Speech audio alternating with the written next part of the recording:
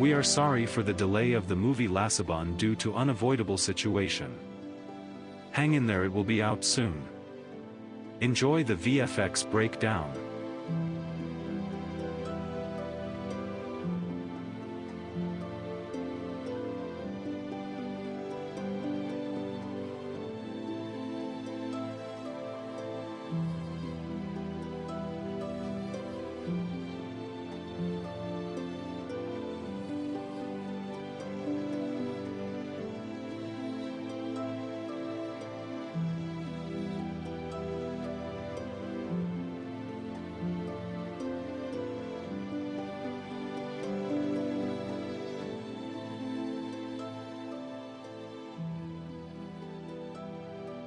Asal dan ruan buat dia na.